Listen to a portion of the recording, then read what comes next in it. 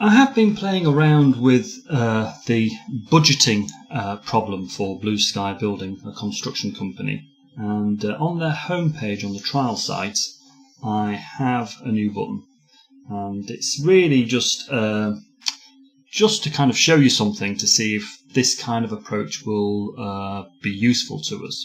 So what I'm doing now is I'm opening up a project. And the project is actually a shed, so we're going to dig some foundation, we're going to fill the foundations will set, erect walls, add roof, add a door, install the heating, and we'll have a party at the end. If I want to add other activities, I can do here, and I can give them a code and a package description. So these are basically the basic work packages. Then I've got two other tabs here, one budget and one called plan. So if I go to the budget tab first, we have this area of the screen here. First of all the packages have been dragged through, and what we have here is an area of the screen to do with the budget. So we have an initial budget. If you hover over there, then the little yellow tags will say what they are. This is a budget adjustment, and in fact I've put some other wraps down here, a process of making a budget adjustment. I'm going to go through probably a similar process for package transfer. If you give me some good feedback on this approach for budget adjustment, I'll do probably something similar for package transfer here. But at the end of the day, we started with an initial budget of £1,000, and then we've added £10,050, and we have a current budget of £11,050. It's the original 1,000 plus the budget adjustment. Now, the budget adjustment is taken care of within a separate wrap, and if we click in the wrap link, we'll see where this £10,050 has come from. So if I just click in there, this is now taking me to the budget adjustment form. Okay, and in fact it's taken me to, this is to do with work package 1. And this is actually the second budget adjustment, and it's for £50, that's all.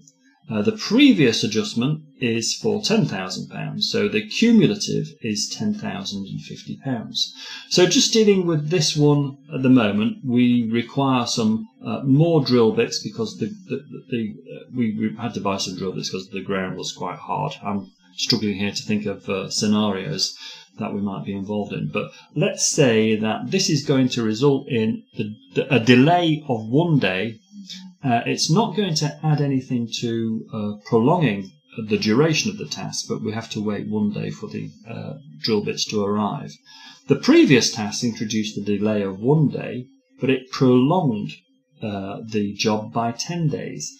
Now, if we want to go back and look at that job, we can click in these links here, but it's probably easier to use our navigation, because this automatically happens with any kind of automate. So at the moment it's pointing to 2, the second budget adjustment. If I go back to the first budget adjustment by using those navigation keys, then here's the first budget adjustment, which was for £10,000, and here is the 1 day delay, and here's the 10-day prolongation, and here's a little photo here to say the ground was much harder than we anticipated.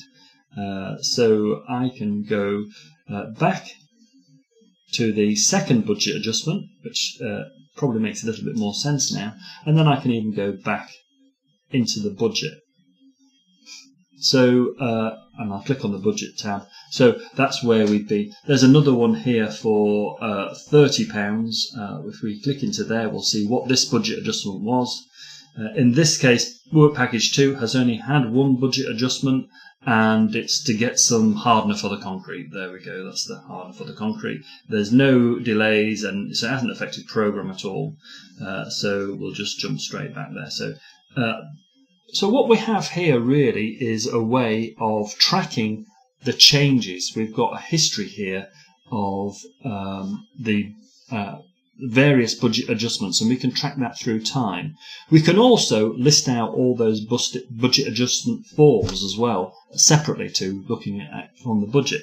So I think I'm going to have a similar process for package transfer, and I also think I'm going to have a similar area in this part of the budget here. And what we have here is we have orders not placed, and I've got a little space here for orders not placed adjustment, and the adjustment of the orders not placed will be done in another wrap, and that will record the necessary details. One of the things that I didn't point out, I might just actually jump back to this job here. I'll just jump back quickly. One thing that I didn't point out is that we can, of course, add signatures. So we can sign this off. So I'm going to sign this off as a crash test dummy, CTD, and OK. So the crash test dummy has raised this at a particular time. You know, we can collect what we like in a wrap, really. So whatever information is useful on this budget adjustment form, we can have a look at that. And the same goes for all the other areas of the budget that we're going to change, because I think we'll also have another process for future payments, but I don't quite understand exactly how that is used, so I can't make much of an attempt at that. And I do understand the instruction column a little better, and what we can do there is actually generate a construction manager's instruction, which is another wrap, but it effectively will be pulling through all the instructions together into this line on the budget. So what we've got here is a way of tracking the budget, and we can go back through and work out why everything's changed. And the other thing we can do is we can look at plan, because those delays, we started with a start date here, so there's an initial start date, and if we can set a start date just using this drop down thing here. So we set a start date of this amount here. Now then we had some delays, and if you remember those delays from budget adjustments, we've actually got a cumulative adjustment of 2 days due to the 2 budget adjustments on work package 1. So in fact we're not starting on the 8th, we're starting on the 12th. These dates automatically work out or account for weekends and national holidays as well, so we don't have to worry about the complexities of that. And then we've also got this is the duration part of the plan. So we've got a start date, which is actually now that is actual start date, and we will work out an end date based upon the duration of the task. So the duration has just been extended by 10 days. I should have really put an initial duration. Maybe it was supposed to last 5 days originally. So in fact, what you can see there is that the end date is now being calculated correctly. And for the whole project, we have the earliest date is this one here, which is the 12th, and the last date for the end of the project is the 5th, this one here as well, actually. So hopefully we've got a mechanism here using wraps that can manage budgets and also track plans. Now, I've only done this as to a way of saying, look, we can do this, but I think when we have a workshop, then I think we can thrash through all the details and the mechanics and the actual the detail of each form. But I think we've got the start of a process here. So thank you very much for listening.